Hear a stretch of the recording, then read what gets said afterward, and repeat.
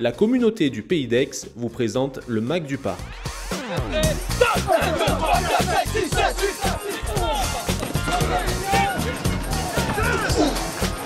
Ton premier plaquage positif, imagine-le. Ton premier déblayage. Bonjour à tous, cette semaine notre rubrique Veille de match vous emmènera au cœur de la préparation du parc. Après 3 matchs sans victoire, les Noirs devront impérativement réagir contre Vienne samedi soir.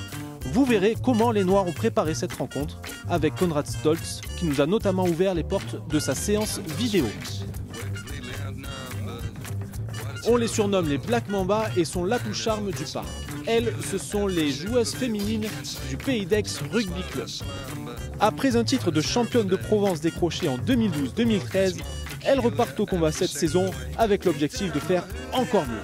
Nous les avons suivies lors de leur entraînement hier soir et nous vous garantissons que c'est plutôt du genre viril. Derrière le magret de canard, mais devant le couscous, c'est le plat préféré des Français et c'est aussi notre image de la semaine. Vendredi dernier, Loumaï, le groupe des supporters du parc, organisait sa traditionnelle soirée moules frites. Le Parc TV y était, ambiance garantie. Le MAC du Parc numéro 3, c'est parti.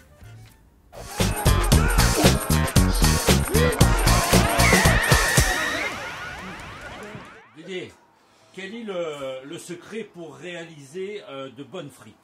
Les frites, il faut d'abord les blanchir et après les replonger juste avant de les servir pour qu'elles soient croquantes à l'extérieur et chaudes à l'intérieur.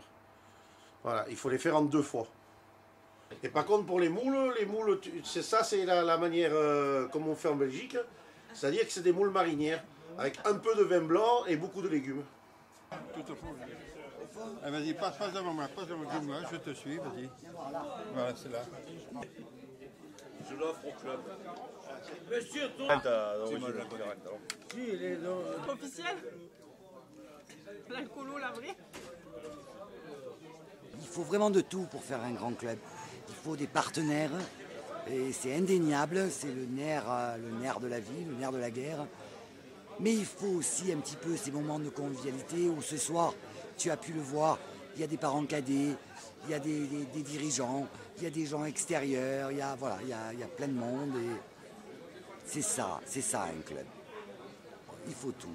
La convivialité et le partenariat, bien évidemment. Voilà.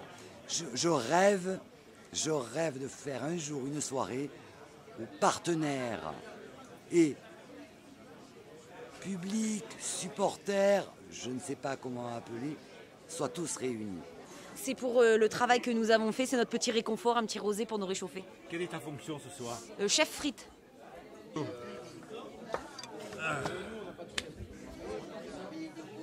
Ça vous a plu, messieurs, dames? C'est bon?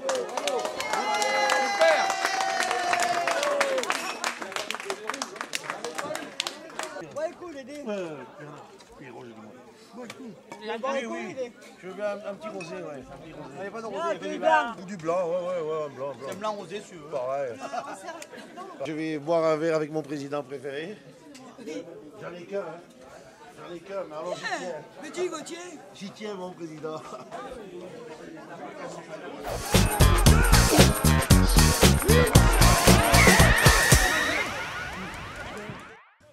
2, 3, 4, 5, 6, 7, 8, 9, 10. En arrière.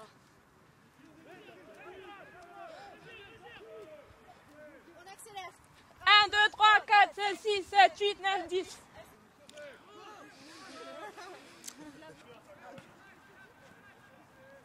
Vas-y. Tu lâches.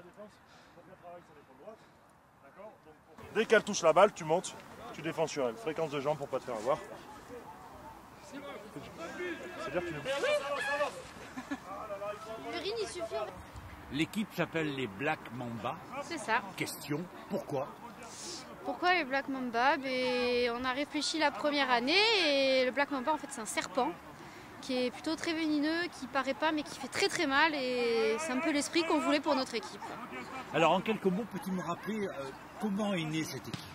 En fait, c'est une jeune fille, Charlotte, qui a décidé de créer l'équipe parce qu'il n'y avait pas de rugby féminin à Aix. Elle a trouvé le parc pour nous accueillir et petit à petit l'équipe a pris, les filles sont restées, on a eu des nouvelles et on a eu des bons résultats. Donc voilà. Alors il y a combien d'années de cela? C'est la 4e saison cette année, donc il y a 3 ans. Comment se porte l'équipe cette année? Plutôt pas mal, une seule défaite depuis le début de la saison, donc c'est plutôt positif sur une quinzaine de matchs. Il y a beaucoup de filles, beaucoup de nouvelles, donc on espère que ça va continuer, qu'on va encore récupérer quelques joueuses et que le groupe va se souder pour avoir des meilleurs résultats. Quelle raison tu faisais de rugby? En fait, je suis venue tester pour faire plaisir à une amie et finalement, je suis jamais repartie, ça m'a plu. C'est des belles valeurs, c'est un bel esprit, c'est facile et en même temps complexe à jouer. Et voilà. Je pense qu'on est bien sur le terrain et on est bien ensemble, donc on n'a plus envie de repartir. Quelle est la place que vous occupez au sein du parc? Oh, une toute petite place, nous on est une petite équipe, on est jeunes. Après on essaye d'être présente notamment sur les réceptions, sur les jours de match de première. Donc voilà, petite place, mais présente.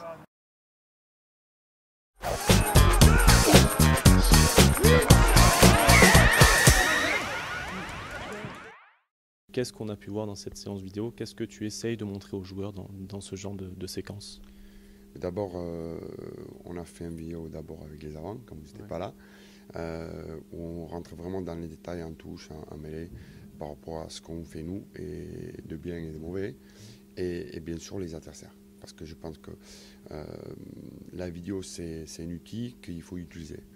Et quand on voit les images des adversaires, on peut bien se préparer pour les contrer, par exemple, ou pour trouver les solutions. Voilà. Sur la deuxième partie, c'est plutôt par rapport au jeu global, collectif, ce qu'ils proposent. Et c'est toujours bien d'être au courant ce qui va arriver, presque. Même si on ne peut jamais tout savoir, ça donne quand même des rétifs, ça donne des informations très importantes sur notre placement, sur notre mouvement sur le terrain. Quelle est l'importance de cet outil vidéo dans la préparation d'un match? Est-ce que c'est très important? Est-ce que finalement c'est qu'un détail? Ça dépend. Ça peut être très important parce que c'est toujours bien de voir les images après toutes les explications qu'on fait sur le terrain. Parce que quand on prépare un match, il y a beaucoup de discussions sur le terrain et l'explication. Donc c'est bien de le montrer aussi. L'autre côté, c'est pas tout non plus. Donc c'est bien de regarder, mais c'est pas la vérité. La vérité, c'est samedi entre les 4 lignes. Voilà. Est-ce que vous avez eu l'occasion de voir ce qui cloche depuis 3 matchs sur cette vidéo? Ouais, alors c'est pas toujours les mêmes choses. Ouais. C'est aussi ça le rugby, c'est qu'il y a une multitude de choses à régler. Là, sur le dernier match, on est déçu un peu de notre touche.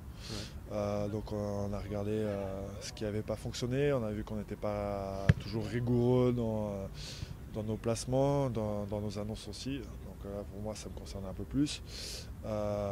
Donc voilà, donc ça permet d'avoir une vue extérieure de l'entraîneur.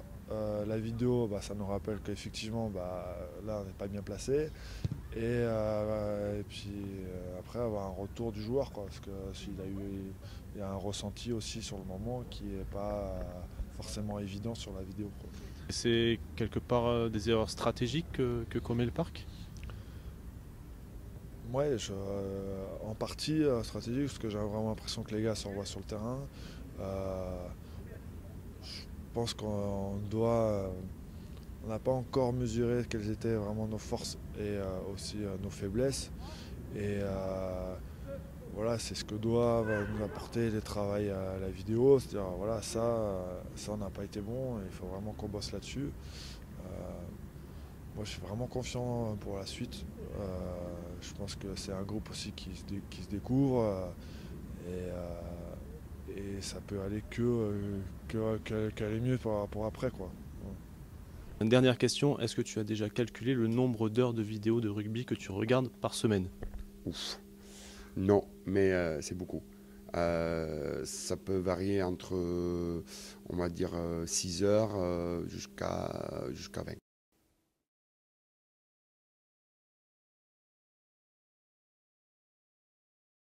Mais ici, il n'y a pas de sirène.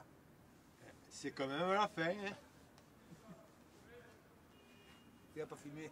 Ah oui, j'ai filmé. Oui, allez. Alors on recommence. Allez. Tu vas trop vite, Doudou. Voilà. Mais ici, il n'y a pas de sirène. C'est quand même la fin. C'est très bon, hein.